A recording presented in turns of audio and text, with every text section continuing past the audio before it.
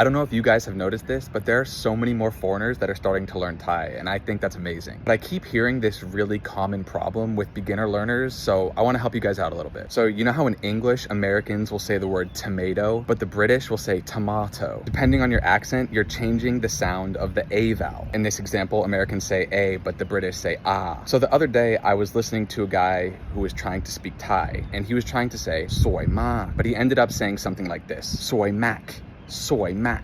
One thing that I always hear when people are starting to learn Thai is that the hardest thing is learning the tones of the Thai language, because we obviously don't have tones in English. But new Thai learners are always neglecting the sounds of the vowels and the consonants in the Thai language as well. So going back to this guy who was saying soy mac, there are a few things that are wrong here. The first thing is going back to that tomato example. In English, you can change the sound of that A vowel depending on your accent. But in Thai, if you go from the A vowel to the A vowel, that's a completely different character, and it's going to change the meaning of the word entirely. The second thing is his incorrect pronunciation at the very end of the word. Notice how he's enunciating the k sound. In Thai, we have two types of final consonants, live and dead syllables. So anytime a word ends in this written K sound, or gok gai in Thai, that's going to be a dead syllable 100% of the time when it's at the end of a word. So instead of mak, it's mak.